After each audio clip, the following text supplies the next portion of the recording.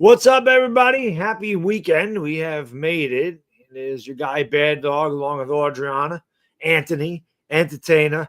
We are Giants Collective, and it is very strange to start an episode of this, not have any breaking news. Now, we are here for an hour, so you never know, but the last two times we have done this show, we signed Jameis Winston, and last time, right before we went live, we signed Russell Wilson. So the Giants going the route of the veteran quarterback doesn't necessarily rule out them drafting a quarterback at number 3, but it certainly gives them many, many more options now at that pick. And in my opinion, I think they're going to go BPA.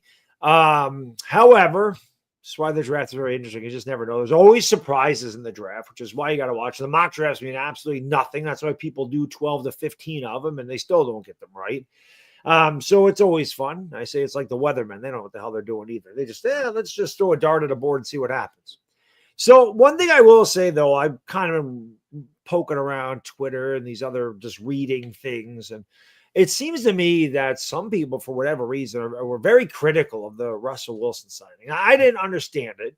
So we'll start with Adriana. What would you say to the people that are like overly critical of you think the Giants are going to win a Super Bowl? You think we didn't plan on winning a Super Bowl anyway. He drafted a rookie quarterback, probably not winning a Super Bowl. We're a long ways to go. But I didn't think this was a bad move. So what would you say to the people that are like overly critical of Russell Wilson signing with the New York Giants?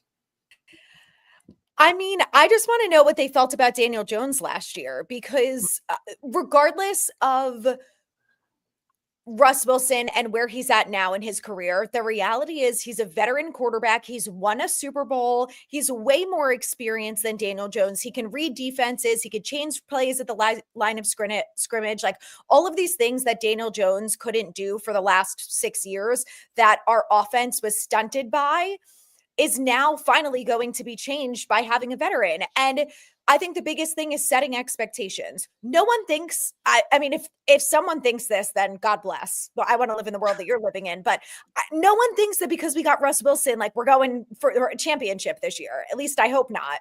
So to me, the expectation is we've upgraded our quarterback room. At this time last year, it was significantly worse than what it is now.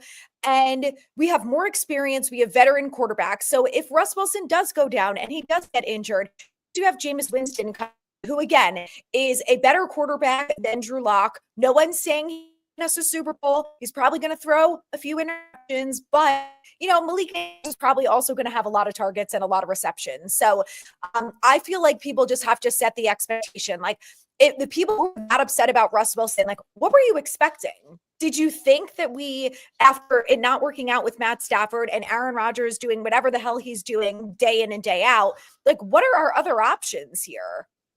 We have one option at this point, and it's if Shedeur Sanders falls to us at 3, that's the option for a rookie quarterback. There's not that much else out there. So if you're disappointed about not getting Aaron Rodgers, I could see was the best of the free agent quarterbacks, and I get it. Also, look how he's doing. Hasn't decided, and there's like a 99% chance he's going to the Steelers. So the organization is already, it's like we don't need it to become a clown show with Aaron Rodgers. So, we've got Mr. Unlimited. It's maybe going to bring up wins, but if anyone thought this year was to get to this, like I said, I would like to smoke what you're smoking. Anthony, what do you think about the criticism about Russell Wilson being the New York Giants quarterback? I mean, it's a 1-year deal. I mean, we weren't going to turn this around in 1 year, even if we drafted Cam Ward or Shedeur Sanders or whatever. We're not going to be significantly a championship competitive. I can't talk. A championship competitive team, regardless of who the quarterback was this year. So, what do you say to those people that are like, "Oh, that's a stupid signing," or Joe Shane's a clown. Russell Wilson ain't going to help the New York Giants. Yeah, I think fans who are upset about it are just upset that we're less likely to draft a quarterback. It's probably fans who wanted the New York Giants to draft Shedeur Sanders in number 3, and I think they fail to realize that still very much is on the table for the Giants. It still could take Shedeur Sanders at 3, or if he falls past them at 3, they could trade up and get him. It's not out of the realm of possibility that the Giants do actually land Shedeur Sanders. So I think that's the only thing. There's some fans who feel like getting a veteran doesn't help us long term, and they're thinking too long term. This is a regime that needs to win games this year in order to keep their jobs. And also, I am sick and tired of watching the Giants win 5 or less games this season.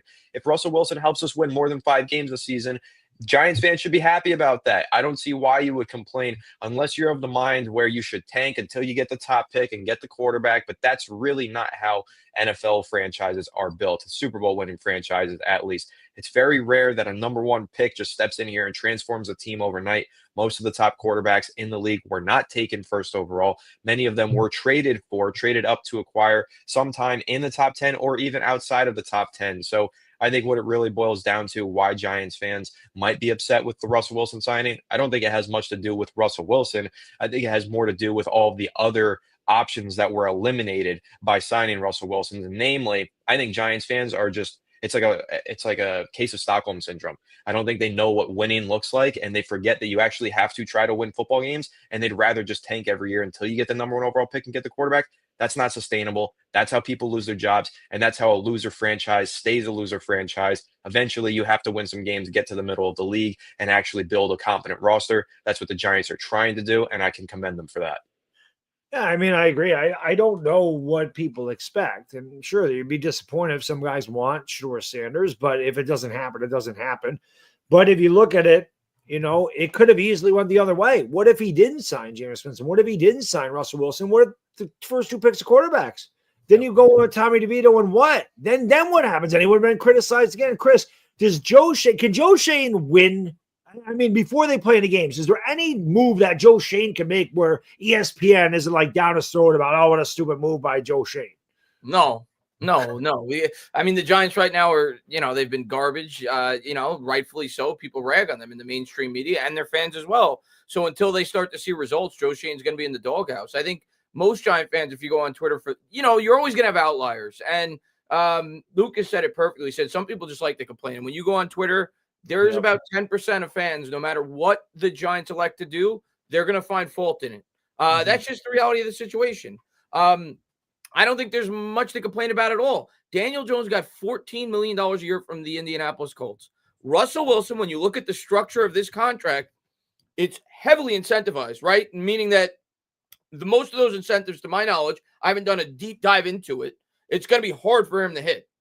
I think I read an article that for him to hit the 20 million, they got to go like 17-0, like something outrageous. So he's going to be closer to 10 million than he's going to be to 20, more than likely. And if he's going to start, Winston's going to be at 4 million. So that's $14 million between those 2 quarterbacks. Maybe it's 16 or 17 if Wilson hits a couple incentives. That's what the Colts are paying Daniel Jones. People are going nuts about this. They're paying these guys as if they're backups. And my initial reaction the day of, 5 minutes before, we went live 5 minutes after it happened, before I had time to really let it sink in, was that, yeah, they're more than likely not drafting a quarterback at number 3 overall.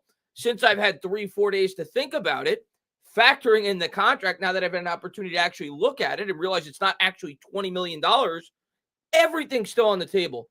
Everything is still on the table, including Shedeur Sanders, like they just said. You can make the same case for the cornerback. The Giants spent a boatload on the secondary. Well, if you're going to go based off of them bringing in 2 quarterbacks at a combined rate of $14 million, I could just as easily say they spent over $100 million on their secondary in free agency. That points to that they won't take Travis Hunter. You could say the same thing. They drafted Kayvon Thibodeau. They're going to have to pay him. They just paid Brian Burns an arm and a leg. So you can make arguments. And I think all this did was it gave Joe Shane more flexibility to be able to take the guy that he feels that he wants to take. And if he does want to take a quarterback, and worst case scenario, if he does, first 2 picks are quarterbacks, at least he feels somewhat comfortable that he can rely on these 2 veterans for a year and hopefully keeps the team afloat, and he takes his quarterback next year. So you could argue that it was insurance in case Shedeur doesn't fall to 3, if in fact he likes him. So I think it kept all of his options open. I don't think there's any reason to complain about this move at all. I agree. For me, it's a lot of insurance. It's a 1-year deal, man. If they want to take Shedeur Sanders, it's very easy. He could just sit there. He'd be the number 2 quarterback. Maybe he'd be the number 3 quarterback. Maybe you'd cut Jameis Winston. However, Russell Wilson's there for a year. So after a year, you can move Shedeur Sanders into the number 1 spot, or even the starting quarterback, and Jameis Winston could still be the backup because he's there for 2 years. So it did give Joe Shane a lot of flexibility here, and it doesn't mean that they're not going to take a quarterback. However, like you just said, Chris, he's not pressured to take the quarterback now. And if he was stuck in a situation where Cam Ward is one, Shedeur Sanders is two, because as I said, who the hell is Cleveland's quarterback? You really going to go into the year with Kenny Pickett and nobody else? It points to them getting a quarterback. Well, Russell Wilson seemed to make a big difference in the top end of the draft. Now you never know. Somebody could trade up with Cleveland. You don't know what's going to go on. What if Cleveland did decide they wanted to move back and the Raiders jumped up to 2 and took Shedeur Sanders? You can't sit there and bank on the guy that you want just falling to you at number 3. The Giants We gave learned up that last year. We learned that last year, right? He tried to trade up. He tried to get Drake May. Couldn't do it. So he's like, I'm going to at least have a couple of bullets in the gun in case it doesn't work. If he wants to go quarterback, we don't know if he does or doesn't. But if he wants to go quarterback, worst case scenario, if those two go top 2, well, then, okay, I get Abdul Carter or I get Travis Hunter. I get an elite playmaker. Maybe you get a Jackson Dart Day 2, a guy that you could convince ownership that you could build off of. So I just think, like we all said, it gives him as many options as possible going into the draft. And as a fan, that's what you should want. You don't want him to feel forced to have to take a position. So I think it was a good move. There's anybody that's complaining about this move, you're out of your mind. There's no financial commitment. It's a 1-year deal. And if they elect to draft the quarterback, there's not many guys that are a better mentor than a guy like Russell Wilson. And I'll say this, I was thoroughly impressed. And I'm not the biggest. I know Anthony loves Russell Wilson. I don't hate Russell Wilson, but I'm not like the biggest Russell Wilson fan. I was thoroughly impressed with his handling of the media, his first day with the New York Giants. Like that guy, and maybe it's just because we become so accustomed to Daniel Jones, and Eli Manning wasn't the best in terms of being outspoken when it came to the New York media. Daniel Jones always said the uhs and this and that every 3 words. He was really good. Like he knew like every player on the team. Like he was able to bring that roster. I was like, this guy did his homework. So from that standpoint, that's impressive too. Memorization for a quarterback is vitally important. So I was just impressed with that. I just wanted to make note of that as well. Yeah, I thought he did great in the interview as well. And, people can talk about the offensive line, and that's true. It needs a lot of improvement. But, a quarterback that can read defenses and get rid of the ball quickly, that also helps the offensive line. They help each other. And Anthony mentioned this a few streams back. When you have a veteran play caller back there, it takes more pressure off of JMS. Like he doesn't have to do everything back there. So maybe he can just concentrate on being a center and not worrying about where everybody else is, where everybody else is coming from. That's what a guy like Russell Wilson's for. Again, Russell Wilson doesn't give us, we're going to win 12 games, we're going to win the division, but it gives us some stability in a position that has not been stable for 6 years. Yeah. So, and again, it's a 1-year deal. I had a hard time understanding ESPN sucks ass. I'm going to go on record and say that, okay? And I'm glad that they do because it helps people like us be good on YouTube because we don't do this. We don't push agendas. We don't sit here and just go, we're just going to criticize and criticize and criticize no matter what they do. We will criticize when it's deserved, and they've deserved a lot of criticism, but we all know that. But I don't see criticism of the move.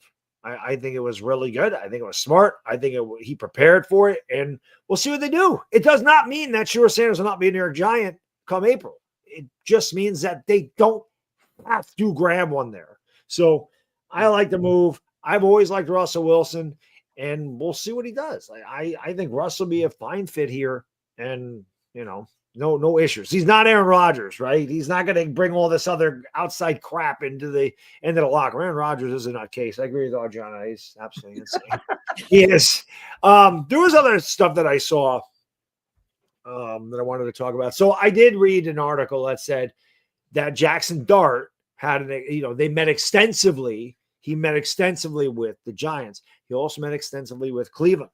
Now, this isn't pointing to either one of those teams taking him with their first pick, more so their second pick.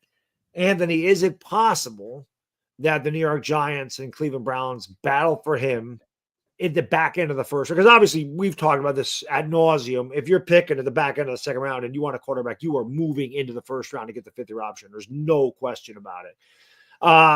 Possible that happens, and should neither one, Shedeur Sanders, I can't talk today. Shedeur Sanders ends up with neither team. Yeah, I think it's absolutely possible. It's just going to be dependent. I don't think it's just a battle between the Giants and the Browns, though. I think it then becomes a battle between the Giants, the Browns, the Steelers, and the Rams. Those are the two teams sitting in the back end of the first round of the NFL draft that the Giants need to get in front of because they could take a quarterback. The Steelers haven't officially signed Aaron Rodgers yet. We assume that they probably will. But even if they do, Rodgers is 41 years old. They might want to have a young quarterback behind Aaron Rodgers. That could be Jackson Dart, and they're picking 21st. Or if they pass on him at number 26 overall, that's where the Los Angeles Rams are. And we know, obviously, the Rams just had this whole dispute with Matthew Stafford.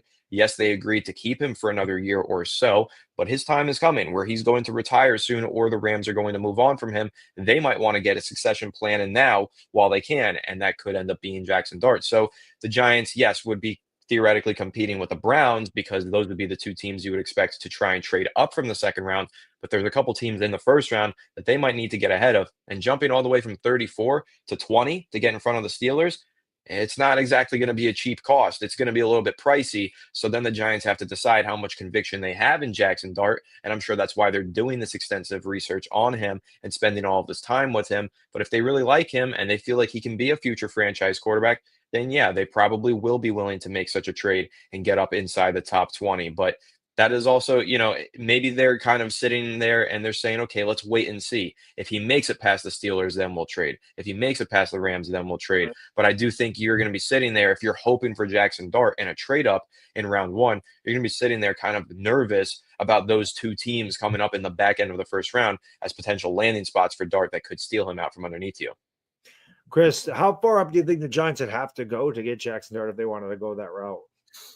Yeah, I think Shane is just doing his due diligence here, as you would expect him to bring in all these quarterbacks that they could potentially take. I expect them to bring in another 5. Like, they're going to get hands on because there's so many different avenues they could go. They're going to have an avenue where they wait till round 3, maybe Jalen Milrose in that plan. But in terms of trading up to get Jackson Dart, I don't think the Giants would jump up into the top 20 from 34 to get Jackson Dart because the price would be too much. That's my opinion. At that point, I think they would just take him at 3. Like, if they liked him that much that they would pay the premium, the amount of draft capital would take to jump from 34 to 20, they probably just take him at 3 if you believe in him that much. I think it's more so doing their due diligence if he trickles past those teams that Anthony said, and then you don't have to pay an arm and a leg to jump from, say, 34 to 30 so you could get that extra year on the rookie salary. That they may have to jump into the top 20 to get him. I don't think they would. I think if they liked him that much, they'd probably just take him at 3. What pick do the Rams have? 26. Mid-20s, yeah. Adriana, could you see the Giants jumping ahead? Say he gets past Pittsburgh, so they don't take him, and he is sitting there at 25. Could you see the Giants going from 34 to 25 to get Jackson Dart? Is that possible? Yeah, I think the problem is that anything is possible, right? So obviously we don't know how much they love him, and if they miss out on Shedeur, is that the next guy on their list? I think because they have more draft capital this year than they did last year, they could use that to their advantage.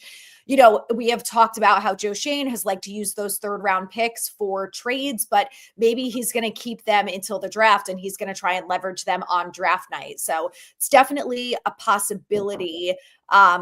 I just hope that it doesn't mean giving up future first rounders. Like, that is just my biggest concern at this point, especially for, someone like Dart, knowing what next year holds, but also knowing that this front office might not have until next year to get that far. So I think it's a possibility for sure. Yeah, I'm very interested to see what they do. I didn't want Jackson Dart at 3. That's definitely something I do not want. However, if the Giants really liked him, they were able to get back up into the first round. You go in with Russell Wilson, Jameis Winston, get a Travis Hunter, say at number 3, and you're with Jackson Dart. I think Giants fans might actually be okay with that, but some would be like, "Oh, that's stupid. Why would you trade Jackson Dart? Sucks ass. He's gonna be terrible." I already know how this goes. I've been doing this for a long time, and it is crazy the way it works, but it's just it's true, without a doubt. Real quick, I want to give a shout out to BetUS TV, who power our show here. Check out BetUS TV on YouTube. They have a great channel. You can check out all the odds and all the props and everything else that goes on at BetUS TV. And I will say this: I was gonna do the Super Bowl odds but because the Giants did jump, but I'm not going to do that because I saw some new odds today, something new today, rather, I should say. And that is where Abdul Carter lands. So this might be interesting when you take a look at the top 5 teams that he could go to according to the odds. Number 1, the Tennessee Titans are plus 350 to take him. So obviously that means that they're going to take, what is that? They're not favored to take it, right? That means they're going to take Cameron Ward, right? That's what it feels like right now. Yeah. Cleveland minus 150, which tells you they're not going to take a quarterback. According to the odds, they're not going to take a quarterback. The Patriots are plus 250. The Giants are plus 300. So the Giants actually have better odds to take Abdul Carter than the Titans do, which, again, according to the odds, tells you that they're looking at Cameron Ward, which I think they're going to end up with Cameron Ward. So it'll be interesting to see what happens. And again, those lines can always change because the draft is absolutely insane, without question. So I'll tell you what, if they end up with, and that's what it feels like. And it, like you said, this could change in 2 weeks. But like what it feels like right now, based off all the rumors you're hearing, like credible people. I think Ian Rappaport said it. A couple of other people said it. Like the Browns seem like they're in on Abdul Carter. If the Browns end up with Abdul Carter, like that duo, him and Myles Garrett, like, oh my God. Like that's going to be the best duo in the entire NFL. So I definitely see, obviously you don't have a quarterback to really sell at that point. Maybe they go with like a Carson Wentz. I've heard him trickled, and maybe they just like option for a year, or maybe they go day 2 at the quarterback spot with a guy like a Jackson Dart. But that duo, guys, if they end up with those two, Carter and Garrett, like that's lights out for the next 3 or 4 years in terms of the pass rush for that team. Yeah, that's pretty sick. And I think that's why that article came out about the Giants and Browns, that both of them probably want to take BPA at number, at 2 and 3. Cleveland obviously needs a quarterback. We don't need one this year, but in the future, we obviously will. So it is very possible that both of those teams do at some point say, we got to try to get back up into the first round if the asking price isn't too steep. And Pittsburgh, I think you'd have to go by Pittsburgh for Cleveland and the Giants to get involved. Honestly, I think you'd have to slide by there. And depending on what Aaron Rodgers does or has decided or has not decided by that point, it is possible that they just say, we got to get a quarterback here and be done with it. Let's get to a couple of these questions. Jermaine Mo Brown, thank you for the donation. Appreciate it. You're always here. Good to see our guy, Jermaine. He says, glad we're out of the Rodgers circus. I think the lady right here is happy with that too. I love it because it's talking to a guy that I work with because he watches the show, and he's like, man, he goes, I love that. She just speaks her mind. I'm like, that's the best. You don't give a shit. You don't pull no punches. If we pick Hunter at 3 and Sanders falls, can the Giants trade up to get him? What do you think? Let's start with you, Adriana. What do you think? I mean, you really have to get back. I don't think he would fall to the back end of the first round, but you never know. Yeah, that's the problem. Like, is he going to make it past the Raiders? I think he would make it past the Jets because I forgot that they have Tyrod. So between Tyrod and Fields, they might feel like they're in good shape for this year. But then you've got later in that round, you've got Pittsburgh and the Browns again. Like, I don't know how far the Giants would have to move into the first to get him. I think they would absolutely explore it and see, how far they think he's going to go and how much they would have to move to get there. It's really hard to say how far he would fall if he makes it past the Raiders. I think that's the biggest question. If he makes it past the Raiders, I think he would make it all the way till 21, which is Pittsburgh. And then the question is, if Pittsburgh passes on him, how much further does he go? Anthony, you have been an advocate of saying that he legitimately could fall to the back end of the first round. Now, if that's the case, I would imagine the Giants would make a move to get up there and get it. But I've always been set on he's going to be a Raider. This is where I've thought. Chris always said he's going to be a Giant. That's what he thought. He's probably going to end up with neither one. I still think Giants, by the way, now that I've had 3 days to think about it. But I agree with Adriana. If he doesn't end up with the Giants, I don't see him getting past the Raiders. Yeah. Anthony, any possibility that the Giants can get back up there and get Shedeur Sanders? If he makes it past the Raiders, I agree. I think that slide could go pretty far and towards, the 20s, and we'll see. I mean, It's tough because you got to take everything with a grain of salt. Like we heard so much coming out of the scouting combine that he rubbed certain teams the wrong way, that a lot of teams didn't like his personality, and you just don't know where the fire is between all of the smoke and where the mirrors are. So that's what we're going to find out in the next few weeks. But I think what Giants fans should pay attention to is top 30 visits.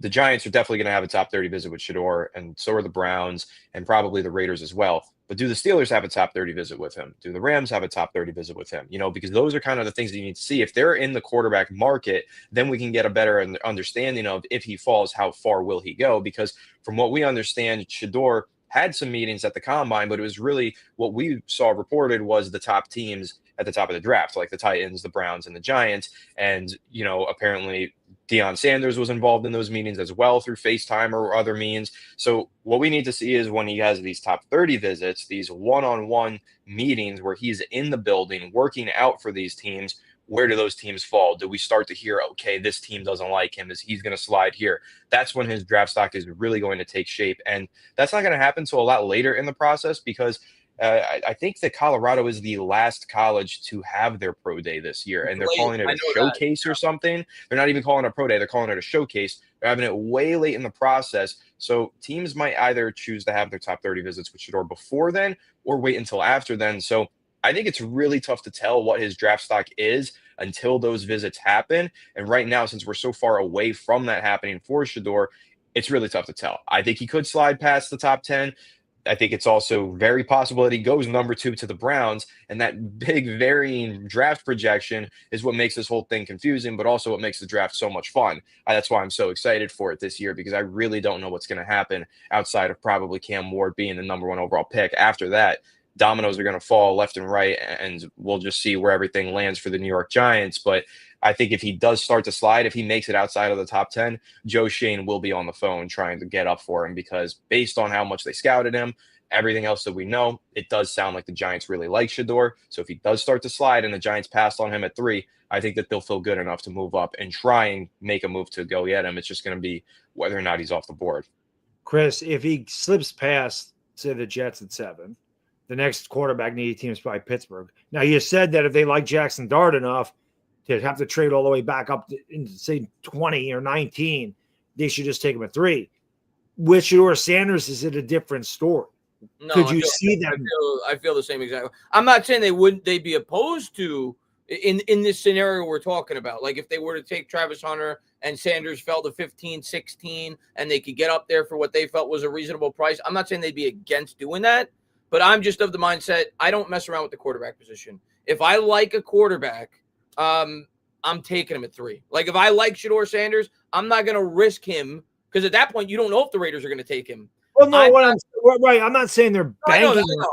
But I'm thinking from the perspective of picking at pick 3. If the way that I would think as a GM, if I like Shedeur Sanders enough to jump to 14, perhaps for what it would cost to go up and get him, I'm just picking him at 3. The quarterback position is way too important, and I'm not running the risk of the Raiders being able to take him at pick number 6. That's just the way I would think.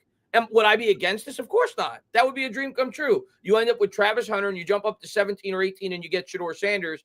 I just think if they like Shedeur enough to move up to that spot, they would probably just pick him at number 3. Gotcha. Yeah. Can you imagine? Go ahead, Anthony. Sorry. Yeah, I was going to say, like, 2 last notes that I'll say. I do think the Saints at 9 are a sneaky team that could take a quarterback. If Shedeur falls, they could take him. I know that they have Spencer Rattler and seemingly like him, but I don't think Spencer Rattler, who they drafted in the 5th, prevents them from taking Shedeur if they really like him. And the other thing that I'll say is all these conversations sound very reminiscent of when Will Levis fell out of the first round. He was supposed to be a top 5 pick lock. People thought he was going to go to the Colts or the Titans in the first round. He ended up falling all the way to the second round to the Titans. So I think these conversations being so similar to, about Shedeur Sanders being so similar to the Will Levis situation, it just reminds me of that. And that's why I think, it's absolutely possible he goes 2 to the Browns. But we said that about Levis, and we also said it was possible Levis falls out of the first round. Now we're going to see, is Shedeur going to have a Levis moment, or is he going to be drafted in the top 5? But we don't know, and that's why I do think everything is on the table for Shedeur, and this process that he's going to go through over the next month with these top 30 visits and his pro day are really crucial for him to ensure that he is a first-round pick and that he doesn't have what happens to Will Levis happen to him. Well, one thing I'll say is we know Shedeur Sanders isn't a psycho and doesn't put mayonnaise in his coffee. So that should help the stock. Yeah, Will Levis is a psycho. I don't understand it. Corp C8, thank you for the incredible generosity. We really appreciate it. He says, I would truly be disappointed if we chose Sanders over Travis or Abdul. Mara has 2 mandates. Fix the quarterback room. We did that. Win more games. If Sanders is selected at 3, he won't even be on the field. If Travis and Abdul is selected, they start week 1. So I forgot who I started. Who did I start with last time? I don't remember. I think it's my turn. I could be wrong though. Okay, so it's your turn. Well, you like Shedeur. I haven't gone first yet, so This is a great point, and the reason I say that is because we talked about Joe Shane. At least, I mentioned Joe Shane needs to bring in impact players immediately. You're trying to win the job. You're trying to keep your job. You want somebody that's come on the field right away and be impactful. You signed Russell Wilson. Russell said, "I'm here to be the starter." You would imagine he's going to be the starter. Jameis Winston is your backup. Shedeur Sanders would not see the field week 1 without question. Travis Hunter and Abdul Carter would. Either or definitely would, and they would be an impactful player right away. Does he have a good point there that Shedeur Sanders ain't going to make an immediate impact, but those other 2 guys would, so it's probably best to take BPA at 3? I see. The thing is, I don't necessarily disagree with the mindset of taking BPA at 3. I think the quarterback is what, like we've talked about in the show several times. There's an exception for the quarterback, right? It's a position in itself. But the draft isn't just about immediate impact. That you're drafted for the next 5-6 years. This pick is about the future of your franchise. And the quarterback position is not solved. Don't get it twisted. The quarterback position is solved, if you want to call it that, for 2025. Russell Wilson is under contract for 1 year. You don't know when you're going to be picking this high again. Joe Shane doesn't know if he's ever going to get another opportunity to take a quarterback this high in the draft. This may be his lone shot. He's not thinking about just 2025 with this pick, guys. He's thinking about the next 5, 6, 7 years. So I'm not going to let the fact, if I like Shedeur, and we don't know if he does or doesn't, we're going to find out on draft night. But I'm not going to like the fact, if I'm Joe Shane, if I like Shedeur enough to take him at 3, not to take him because Abdul Carter could come in and get 10 sacks in his rookie year, and Shedeur is going to sit on the bench for 12 weeks. That's not going to deter me. This pick's about the next 5 or 6 years, and that's the most important position. So that's my mindset. And at the end of the day, I don't think this team, as I've said several times, even if they take Abdul Carter and if they take Travis Hunter and they don't have an answer for the future at the quarterback position, I don't think this team's winning more than 6 or 7 games anyway next year with this schedule. So I don't know. That's why I'm still leaning slightly that they're going to take Shedeur, because I think he's going to have to sell that future at the quarterback position to be able to retain his job at the end of the year. But we'll find out in a month or so. But we'll see. But yeah, it's not just about this year, guys. It's about the next 5 or 6 years when you're talking about the draft. Well, Adriana, where do you think Joe Shane is? I mean, obviously we don't know, but gut feeling, where do you think he's leaning based on the moves he's made in the quarterback room? Do you think he's leaning that I'm still going to take Shedeur Sanders if he's there at 3, or do you think he's leaning that if Shedeur Sanders is there at 3, I want to get a guy that's going to make an immediate impact, and that's going to be Carter or Hunter, whichever one's available? I think his plan is best player available. And that was my thinking after they signed Russ too, because they didn't have to sign Russ. They had Jameis Winston, then they could have said, look, we didn't really pay him a lot of money, but we're going to get whoever we get in the draft. We're going to pay, or we're going to start Jameis Winston. And if he sucks, 6 weeks in, then whether it's Shedeur Sanders or Jalen Milroe, they're getting thrown into the fire, and we're going to hope for the best. And I'm going to sell Mara on the fact this is a young quarterback. The team in theory was working well around him. It was the quarterback that was holding them back or threw too many interceptions, and that's why we lost the games. So we're going to switch it up here with the quarterback and see how it goes. That was my thinking with the whole Russ Wilson thing. I do think they really like Shedeur, but I saw a really interesting tweet from Carl Banks today because there's some concern around Abdul Carter and the injuries. So he didn't practice at his pro day today. He was getting his shoulder rehabbed, and then he's got this foot thing where he's not getting surgery, but some of the thought behind that is he's probably going to need surgery at some point, right? The more he plays football, it's not going to get better. So Carl said, well, if the Giants draft him, think about this. What if they worry about the injury now, get the surgery or whatever it is, and he heals this year and you still have Kayvon and Burns, so you don't have to worry about it. Now, I don't love that thinking, but I think it's a fair thought. But I'm agreeing I agree with Carl in the sense that I think if they get Abdul Carter, he's not going to start day one and make an immediate impact like Travis Hunter would. And it's the same thing with Shedeur Sanders. Shedeur Sanders is not playing until probably week 7 or 8, and that's at the earliest, assuming things are going bad. And I'm under the assumption that Russ Wilson is probably going to be fine, at least fine enough where you're not throwing your rookie quarterback in week 5. Yeah, so I think out of everyone, Travis Hunter makes the most immediate impact, because I think even if they love Abdul Carter and they pick him, they still picked Kayvon because they loved him, and they gave up all these draft picks and paid Brian Burns a hell of a lot of money to play football. So I don't think we're going to see Abdul Carter out there week 1 on the first snap. I think he'll be in the rotation, but I think if you get someone like Travis Hunter, he's immediately playing either on offense or defense. He's getting day 1 snaps. So I agree that I think someone like Hunter or Carter is the best player available over the quarterback. And I think that based on the moves that the Giants have made, you can argue that if Travis Hunter is there, that's who they're going to go, because he's a day 1 starter, and he's a day 1 starter, like Chris said, for the next 5 or 6 years. Yeah. Anthony, gut feeling. What do you think Joe Shane is thinking right now? If Sanders is there, just say say it goes Ward, Abdul Carter, and you're looking at 2 Colorado Buffaloes. Gut instinct, where are you going if you're Joe Shane? I think Joe Shane is looking to take the best player available this time around. I don't think I understand, and I totally agree that the draft is not for 2025. It's for 25, 26, 27, 28. And obviously that's why I've always been a proponent. When you have the opportunity to draft a quarterback, you throw the dart at the board and you take the quarterback. But I think Joe Shane kind of feels like he's settled the quarterback position to a reasonable standard to save his job for a year, and then maybe take a big swing at a quarterback next year. And I think that's really evidenced even more than just Russell Wilson signing. I think Russell Wilson is his bridge to getting to next year. But even more than that, the fact that he was all in on Matthew Stafford, and the reports were if they landed Matthew Stafford, they were not taking a quarterback at number 3 overall. It feels to me like the Giants have been trying to avoid the burden of taking a quarterback at 3rd overall. They want to bring in a veteran, win as many games as possible this year, and maybe make the big swing next year, which obviously is in line with a lot of the other stuff that I've said, where I think you have to be a good team before you can be a great team. You look at teams like the Chiefs, the Bills, all those teams, they had those veterans, they won some games, eventually took the big swing to move up and get their quarterback when they had a roster ready for a rookie quarterback. But the Giants roster right now, are they ready for a rookie quarterback?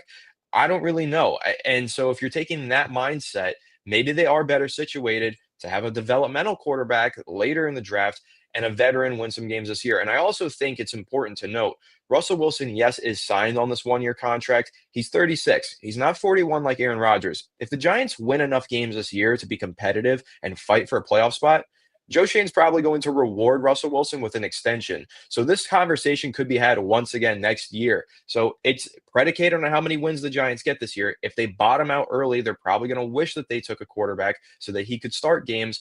But if Russell Wilson has them hanging in there like we all think he will, and if they are competitive in December, I actually think there's a good chance that Russell Wilson gets extended and continues to be the quarterback. And yeah, maybe they still take the big swing next year, but that's when Russell Wilson officially enters bridge mode rather than starting quarterback mode. Maybe next year he's the bridge to a rookie quarterback. It's crazy how much our discussion has changed in a week. I mean, it was almost like 100% slam dunk. They were taking a quarterback at 3, and now it's like probably 75% they won't take a quarterback. It's crazy to think how much things have changed. What we discussed, we talked about Aaron Rodgers so much. He didn't end up here, but we ended up with 2 veteran quarterbacks that, again, are very serviceable and are better than anything we've had the last 6 years. That ain't saying much. I mean, don't get me wrong. It's not like we brought in prime Pat Mahomes here, but comparatively to what we had, Russell Wilson at 36 looks like freaking prime Pat Mahomes at this point. George Ups, I'm sorry, I skipped this one. Bear, thank you, brother. He says, with Strahan being one of our best defensive players ever, do you think Dexter Lawrence is better or as good as him, or not there yet? He's not even close. Yeah, I mean, I love Sexy Dexy, and maybe one day he does get close. I mean, he is one of the best interior, if not the best interior defensive lineman in the league right now, but he's got a long way to go, man. He's got 5-6 great years to go before he even enters that conversation. Strahan is I feel like he's so underrated. Like, not specifically by Giants fans. Strahan was not just like OC was an incredible, like, strict pass rusher. Strahan was equally as good against the run. Like, he's one of the most well-rounded defensive ends ever. Like, he was an incredible player. And as much as I love Dex, like, long way to go, guys, before he enters that conversation. No, you're talking about a guy that's in Canton and won Yeah. a Super Bowl and has the all-time or tied for the all-time league lead in single-season sacks. And you can say whatever you want about that. Mark Gaston, I'm still not happy about that, but it is what it is. But yeah, I can't put him there yet. He's got a long ways to go. When you're talking about one of the most elite pass rushers, not just in the history of Giants, but in NFL history. So that's big company. And that's no disrespect to Dax. I mean, you're like, right. you said, it's here. Yeah. George, thank you so much. There's no question. I just want to say the four of you together are my Avengers. Go Giants. Appreciate that, brother. We appreciate it. Thank you. Appreciate it. Watson, thank you so much. Travis Hunter at 3. Seems to be a popular pick. It makes sense. Like, I think it's. I think I agree with you. I think 75% of Giants fans at this point probably think we're going to go with Travis Hunter at pick number 3. I think that's the popular, but I don't think it's a slam dunk. I still think Shedeur is certainly in play, but it makes sense. I mean, like you guys have said, they signed Russell Wilson, they signed Jameis Winston. It at least gives them the opportunity. This is my prediction. If they don't take Shedeur Sanders, Joe Schoen will not be the GM in 2026. That's really. Yeah, I think he will. I think him and Dable are gone at the end of this year if they don't take Shedeur Sanders at number 3. That's my prediction. 9 games, and I'm not even necessarily. I actually can make a strong argument that taking Travis Hunter is in the best long-term interest of this franchise. Mm-hmm. I think I can get on board with that argument. But I am firmly in the team of if Shane does not take Shedeur Sanders, he doesn't stay with the Giants after this year. What if the Giants win games? Yeah. Well, if they win 8 or 9 games, of course. I just don't think they're going to. Yeah. I'm of the mindset that they're going to win 5 or 6 with this quarterback tandem. With the schedule. Do you think they could use Sanders as their building block? I think Joe Schoen, what he can sell is he could say, Russ is going to keep us competent for 12 weeks. We'll be competitive against good teams. And then he could play Sanders for the last 3 or 4 weeks and say, John, look, this team got a lot better. The receivers look better with competent quarterback play. Give me another year with Shedeur Sanders to build year 2. We'll get more aggressive in the offseason. If he wants to save his job, I still think that's the best path for Joe Schoen. I'm just thinking about the possibility of Travis Hunter out the opposite side of Malik Neighbors. And I don't know why I get a little bit excited thinking about that, or him being our cornerback 1 or 2. With Banks and Adebo. So Travis Hunter is very, very intriguing. I would love him. I would love him. I'm not against it. I'm not against it. As what one do you think they do with Hunter on defense, though? Like, I think it would be Adebo and Banks as the starter and Phillips in the slot. Do you think they say Banks is on the bench after what happened last year? I think it's going to be new year, fresh start for Banks. And I don't think they would have signed Adebo if their plan wasn't to start him. I think Hunter goes out there if somebody gets hurt. Like, Banks has been banged up in each of his first 2 seasons. I think he's missed a combined 4 or 5 games through 2 years. Those 4 or 5 games that he's hurt, you probably just have Travis Hunter take a few drives off on offense and go out there for defense rather than banking on a Cordell Flott. We've seen where that's gotten the Giants. Flott hasn't been super reliable. He's made some progress, though. He's actually definitely a lot better than he was as a rookie, I'd say. But I do think that Travis Hunter will have an opportunity to rotate in there based on injuries, based on wear and tear. It's a long season, and obviously that's probably why he's not going to play both sides of the ball. I hope he does, because I think it would be cool to watch. But I think he's probably just going to be listed as a backup cornerback. Somebody goes down, time to throw in Travis. Maybe they just plan to use him mostly on offense. Yeah, I mean, who knows? As one guy said, like I said, when I was thinking about Travis Hunter outside of Malik Neighbors, if Darius Slayton, you have Wandale, I just think of, forgot who said it in the chat, but it was one of my favorite super chats. The guy just said, fuck it, leaks down there somewhere. Talking about Jameis Winston, obviously. And just throwing the damn, I don't give a shit here. So go get that ball. I don't know. It would be fun to have 2 number 1 receivers. Can you imagine? I work for the Philadelphia Eagles. Now, granted, we're not the Eagles, but it helps to have a T. Higgins and a Jamar Chase. It helps to have a Devontae Smith and an A.J. Brown. Why not the Giants with the Malik Neighbors and a Travis Hunter? I'm gonna tell you what, and I don't know what, like we're talking about. That's the fun part. If we do take Travis Hunter, speculating how they're going to utilize him. But I'm gonna tell you what, if they were to draft Travis Hunter, and it's certainly very possible they do, I don't think there's a better young receiving core in the entire NFL between him and Neighbors. I agree. I mean, both those guys are like 22 years old, 21 years old. Like that's something to be excited about if you're a Giants fan, if they do elect to go that route. And I think the thing is with me and Travis Hunter to the Giants at 3, how does Russell Wilson not squeak 6 or 7 wins at least out of that receiving core, right? Like I know he's not who he used to be. I understand that. It's not, yeah, but he's still good enough to win some games, right? Like I get the schedule is tough. That's what it is for me, Anthony. It's not that I don't think Russell Wilson's not a competent quarterback. It's I just look at the schedule and I'm like, where do the wins come from? Yeah, but I also think when you look at the schedule, I remember going into the 2022 season, the Giants, I think, had the 3rd toughest schedule in the NFL. They went to the playoffs that year. And I think that looking at strength of schedule and upcoming schedules, I get it because, you want to make predictions for the season, but like it's so different every single year. Like we're looking at the NFC North, and that's one of the divisions that we're facing, right? We're like, oh, we got to play the Lions. We got to play the Vikings. Vikings lost their quarterback that they won 14 games with last year. The Lions lost their offensive coordinator and defensive coordinator and some pieces on the defensive side of the ball in free agency. That division might not be all it's cracked up to be. I think the Packers are a little bit fraudulent anyway. The Bears have a rookie head coach, so who knows what they're going to be. So that division might be a lot easier to face. And then you look at in our division, let's take them as an example. The Cowboys look like they're going to take a step back because their head coach just got downgraded. Yeah. Washington, I know, is on the rise. But have we not seen promising rookie quarterbacks have a year 2 slump? I'm not saying I expect that of Jaden Daniels. I think he's going to be better, but it's not outside of the realm of possibility for him to have a slump. How about teams that win the Super Bowl and then get a Super Bowl hangover? Is that not outside of the realm of possibility for Philadelphia? You could see where the schedule, yes, looks really tough on paper, but then breaks a certain way. How about this guy gets injured and now, the Giants are facing this team without their quarterback. They beat the Ravens in 2022. Nobody expected that. That was ballooning their strength of schedule that season. That's all I'm trying to say. Strength of schedule is one thing. The actual schedule is different than the strength of schedule. And I think that Russell Wilson with Travis Hunter and Malik Neighbors, and really I'm trying to talk myself through what could Joe Shane be talking his front office through. He might be saying these exact things and saying, yeah, with Russell Wilson, Travis Hunter, and Malik Neighbors, that's an idiot-proof offense. We should be able to win at least 7 games. Idiot.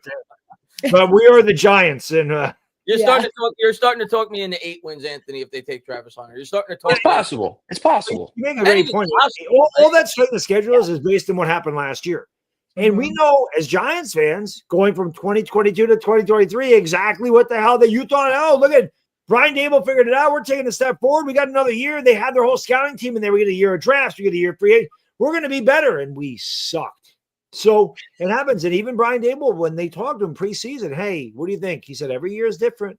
Adversity is different every year. So you never do know what the hell teams are going to be from one year to the next. But I will say this, Super Bowl hangover or not, the Eagles are still friggin' stacked. The team is still friggin' good. For sure. And I expect them to still be among the top 5 teams in the league. But you never know, man. One injury. Saquon stayed miraculously healthy last year. Couldn't do that the last couple of years with the Giants. Who knows? It just takes one injury, whether it's with one team or another. It breaks a schedule wide open, just depending on what division you're in. So I think it's possible for the Giants to actually win some games this year, depending. Yeah, I agree. L.A. Lou, our legendary friend L.A. Lou, says, I hear the Steelers are mile high. There are no Broncos here. I hear the Steelers are high on Milroe. Ugh, if the Giants end up with Dart, Will Howard, or Kyle McCord, they'll be fine if they develop them. I say the same thing with the Rams with those 3. Yeah, I mean, listen, if the Giants get Travis Hunter and they want to take a quarterback, with their second pick, I'm not going to throw a fit about it. I'd make complete sense that you take the second-tier quarterbacks with your second pick after you've got BPA and you already have a solid quarterback room where that rookie doesn't have to step in immediately and make an immediate impact and win games immediately. There's a lot of pressure off of that guy. Also being a lower draft pick, when you're the number 3 overall pick, I don't care when they get into the system, when they get into the game, all eyes are on that quarterback. And if he's bad, especially with how bad the Giants have been, and how hard the New York media is and how harsh the fans are. if I don't care if it's Sanders, I don't care if it's Darnold, I don't care if it's Cam Ward, if they come in there and they're 0-3 and they've thrown 7 interceptions and 2 touchdowns, fans are going to crucify these guys. So there's less pressure on a Jackson Dart if they take him at 25 or 27. So you wouldn't see the field this year, I don't think. If they took Jackson Dart to 25 or 27, it would be Russell Wilson all year. Yeah. Yeah. But no pressure on the kid. Yeah, no pressure. Yeah. So I can definitely see that happening. The Giants are regardless. I'll go on right because I believe this to be true. At some point in this draft, they are going to take a quarterback. Somewhere. Oh, they're absolutely taking a quarterback at some point. The debate is it going to be in the first, second, third, fourth? But they're taking a quarterback. Corpsier, thank you so much. Appreciate it. Says, what is the likelihood Cam could be with the Titans next Steve McNair? Well, John, I'll start with you. I personally, I think Cam Ward is Jameis Winston. That's what I've said the whole time. I think he'd be a rich man's Jameis Winston, but I get a lot of those vibes. I think it's a good comparison. I do. Gunslinger. Yeah. Yeah, he's not afraid to throw the ball. I think the biggest question that I have in regards to Cam's success with the Titans is, what is their coaching staff and situation really like? Because they won 3 games last year. And from what I have seen, it seems like they have not done a ton of upgrades in free agency, and correct me if I'm wrong. Maybe I just wasn't paying that much attention, honestly, but they don't really have a veteran to help mentor him, which again, you can make this argument that maybe it's helpful, maybe it's not helpful, but I think having someone other than Will Levis might be a little bit helpful with a rookie quarterback who, I think is going to need a little bit of work to get him where he needs to be. And I think we can all shit on Dable as much as we want, but I think as all Giants fans to some degree believe that Dable would be a good coach for a young quarterback. So I feel like at the very least, that's what the Giants have going for them, that if they brought in someone like Cam, I do feel like that with Dable sort of touch and Tierney and some of the other coaches in the building, they would help put him in a good situation and he wouldn't be forced to start right away. Cam Ward is going to be starting week 1. And I don't know. I think a lot about the quarterback situation because I thought this a lot about Daniel Jones and even with Bryce Young and a lot of different quarterbacks in the league. I think their success a lot of the time depends on the situation that they are put in. And 100%. I don't know if Cam Ward is going to be put in a good situation to succeed. And it has nothing to do with him and everything to do with the organization that he goes to. Yeah. Thoughts, guys? No, Yeah, agreed. 100% about the situation. Like that has a ton to do with it. Sam Darnold's a perfect example. Sam Darnold, Absolutely. supremely talented quarterback coming out of college, couldn't do nothing with the New York Jets. He gets 1 year in a good environment with a good play caller and good weapons in Minnesota. The guy throws 35 touchdowns. Same thing with Baker Mayfield. He gets out of Cleveland, gets put in a favorable situation. They were able to bring 45-year-old Tom Brady to a Super Bowl. He gets put in that spot. Suddenly he's throwing 40 touchdowns. So you're 100% spot on about the situation has a ton to do with the quarterback position. And I think the Giants actually have the makings of what could be a favorable destination for a young up-and-coming quarterback. As much as, like you said, as much as Giants fans want to rag on Brian Dable is still respected around the league as an offensive play caller. There's a lot of quarterbacks that would want to be mentored by Brian Dable. There's no doubt about it. You got Malik Neighbors, one of the top 3 or 4 receivers in the sport. So I think the Giants have a much better situation set up than what they had when they brought in Daniel Jones. I really do. I think they are a favorable spot for a young quarterback, where I agree with you. The Titans are far from favorable. It's a really bad spot for a young quarterback. Well, we're going to go ahead, Anthony. Why don't you go ahead? I was going to say, yeah, I agree. Situation is everything, and that's a great point to bring up. The Titans did sign Tim Boyle. They did sign Tim Boyle. So they do have a veteran quarterback now. So keep that in mind. I will also throw this tidbit out there just because we're talking about Cam Ward. I went to a Starbucks this morning. I saw Drew Lock, and I didn't say anything to him because he was with his baby and he was feeding his baby. But I wanted to be like, yo, thanks for screwing us out of Cam Ward, bro. But I didn't say anything. but I think that's a good point to bring up. The fact that Drew Lock was able to have that game that he had against the Colts. Come on, man. Brian Dable is clearly a good coach. When the quarterback is playing well, he could do something with it. I don't think Drew Lock could do that. I mean, situation is everything. And I think he was in the perfect situation for that game in particular against that lazy Colts team to have that kind of a game. But I don't think he has that kind of a game thrown with the weapons that the Titans have or with the coaching that the Titans have either. I think Brian Dable had a lot to do with that performance that screwed us out of Cam Tommy Ward. But DeVito won 3 straight yes. games with Brian Dable. Tommy DeVito won 3 straight games. Yeah, right. Like people forget about that. Tommy DeVito went out there on prime time against the Packers and turned in a great performance and won a game. You have to give Brian Dable a lot of credit for that. And that was Tommy DeVito as a rookie too. Hadn't even stepped on an NFL field yet. 3 weeks prior, they wouldn't even call a passing play when he was in the lineup. Then Brian Dable got him ready. He went out there and he won a primetime game.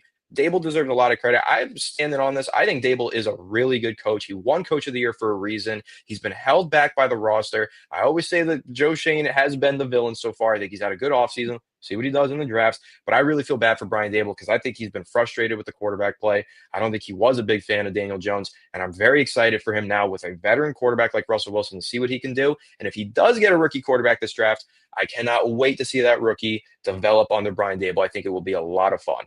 To your point, I was going to say, we're going to find out how much quarterback room held back Brian Dable. And the funny thing is, Tommy DeVito wins those 3 games, and everybody kills the Giants for him winning those 3 games. They don't want to give Brian Dable any credit. They want to say Brian Dable's a shitty head coach, at the same time they get mad that Tommy DeVito won games. So I'm saying, it's in such a losing culture here. Fans don't know what the hell to cheer for anymore. And the other thing I'll add to that, Daniel Jones, by far, his best year as a pro was with Brian Dable. Of course. Yep. So, I mean, I don't know if he's a great overall coach yet. I'm not making that proclamation. Mm-hmm. I do think he knows what he's doing with an offense. We're going to find out. This offense is going to be a lot better when we get Travis Hunter.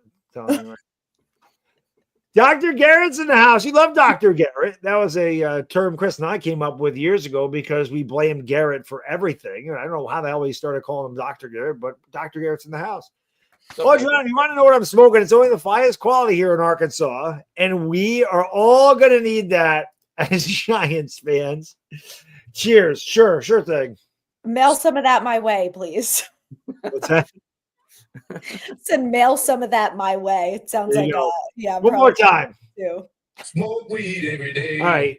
John, thank you. Says, I think a lot of the fan base forgot what Dave's offense looked like with a competent quarterback. Giants lost 6 games last season by a touchdown.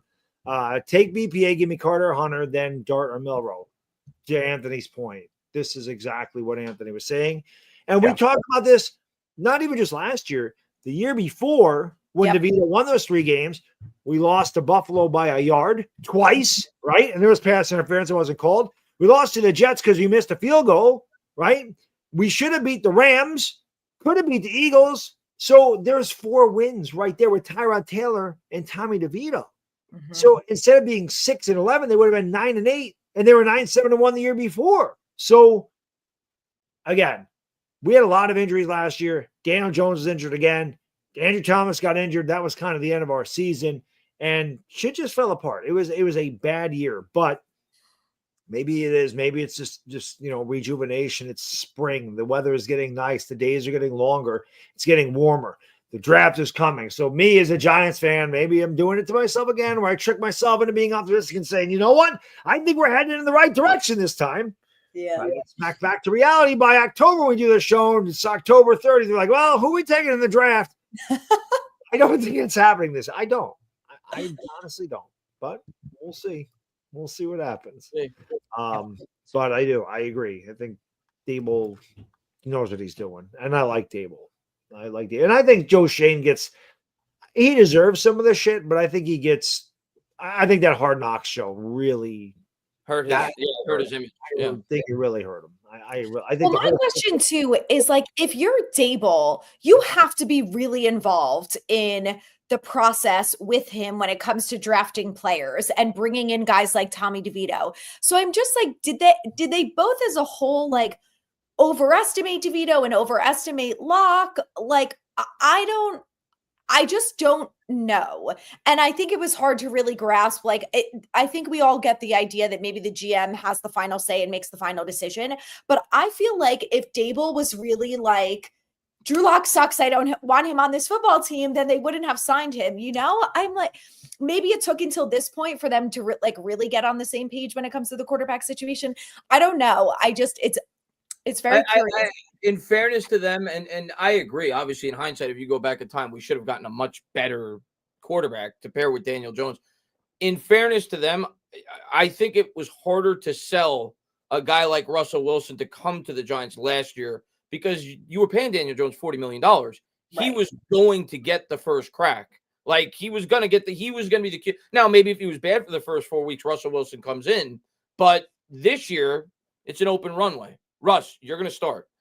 So in fairness to them, it also wasn't as nearly as an attractive as an option for the free agent quarterbacks to come here last year because Jones was still on the roster and because you didn't have Malik Neighbors on the team yet. Right. I think that's a good point, and I also think I think what the perspective that Dable had was in 2022, Daniel Jones was healthy, and I made something out of it. If he's healthy this year, I can make something out of it. And then he just couldn't make anything out of it because Daniel Jones coming off that injury just was not the same player that he was in 2022. So I think that they were really sitting there. I don't think they had a lot of faith in Tommy DeVito and Drew Lock. I think that they were just like, I think they actually had a lot of faith in Brian Dable. I think they were giving Dable his credit for the 2023 season, what he got out of Tommy DeVito and those other guys that year. And they were thinking, as long as Jones stays healthy, maybe we can be competitive. And they And he were did banking stay on healthy, and he just people becoming the play caller, I think. Like, right? Like I think so too. Yep. so So making the offense take a step up. Yeah. yeah, maybe this is hurting my argument that I think Dable is a good coach and that he can turn water to wine sometimes. Maybe it's hurting my argument, but no, I'm still going to stand by it. I think everybody knows where my opinion of Daniel Jones was going into last year. So I mean, I've stood firm on that. I thought that he was just not the guy to move forward with. I was so upset when they gave him that contract, but you know, it's dawn of a new day. Let's move forward now. That's right. It's water under the bridge. I hate talking about the guy. I really do. Like anytime his name gets brought up, I get frustrated and like actually angry. I was hanging out with my buddies this weekend. It was my buddy's birthday. We're all having a good time. Oh, remember when Daniel Jones did this? I was like, stop talking. Leave the room. I can't have this conversation. We're not talking about Daniel Jones. It's gonna be a nice weekend. We don't have to. It's true we don't play the Colts because that would have been kind of funny, honestly. Yeah. But we'll get them in a couple of years. Well, Daniel Jones probably won't be there when we play the Colts again, but it is what it is. By the way, we're almost at 3,900 subscribers. So if you haven't done it, hit the thumbs up and subscribe. Yeah, we're 3,880. We were at 3,000 at this point last year. We picked up almost 1,000 subscribers this week. So thank you, Russ. Thank you, Jameis. Thank you, Joe. Appreciate it. Thank you, fans. We're going to be for tuning in. I mean, last week we had about 1,300 people in there, so that was a big stream. So we appreciate all support. You guys and girls have been great, and we're only getting started, man. We're still only the tip of the iceberg because we have the draft, and then we have preseason, and then we have the regular season. So you definitely want to tune in. Tell your friends, tell your parents, tell your moms, whoever the hell, any Giants fan, bring them in. This is where you want to be for your best Giants content. Well, I'm not going to go that far, but it's pretty damn good. Okay, It's fun. It's fun. We're better than ESPN, I'll tell you that. So come on, that's not saying much. Chris, thank you. He says, what do you think of someone like Samson in the mid-rounds, Thunder and Lightning? I'm a Scatterbo guy myself. So I've seen highlights of Samson. Correct me if I'm wrong. He's the guy from Tennessee, right? Samson? Yeah. I've seen he's electric. He's fun. I like running back guys, but not until day 3. Like there's so many other massive needs for this. And I don't know where Samson's being mocked, but there's so many massive needs for this team that you got to wait. In my opinion, you got to wait till day 3 before you elect to go running back. But I do want to take one, but in day 3. They will. The quarterback and running back are going to be drafted by the Giants at some point. We have 9 picks. So sometime, and I'm with you, Chris. I don't think it'll be in the first, unless they get Jackson Dart. Like, unless that happens, I don't think they're going quarterback or running back in the first. Running back, definitely not. I don't think that's going to happen till day 3. Quarterback, we'll see what the hell happens. I don't want to say they definitely won't, because what if Shedeur Sanders does fall into number 20 and the Giants are like, let's go up and get him right now. It's not like they're looking for him at 3, but if he happens to fall into their lap later in the first round, then he might say, what the hell? Let's get Hunter. Let's pair them up. Hunter and that would be a lot of fun. That would be a lot of fun. So you never know. With that said, that's going to bring us to the end of this show. We appreciate all you guys and girls always tuning in. No breaking news tonight, unfortunately, but it was a good conversation, and we will have the same conversation again Wednesday night at 7 o'clock. So for Adriana, Anthony, the entertainer, enjoy the rest of your weekend, everybody. As always, go Big Blue. Get the super chat, Bad Dog, before we missed it last time. Mark, thank you so much. Appreciate it. They always get right in under the wire. Right? Mark says, salute to my. Thank you, Mark. We appreciate you, brother. Thank you so much. Thank you, everybody, for tuning in, as always, and enjoy, like I said, the rest of your weekend. And we'll see you on Wednesday Go Big Blue, and let's ride. And we out. Giants country.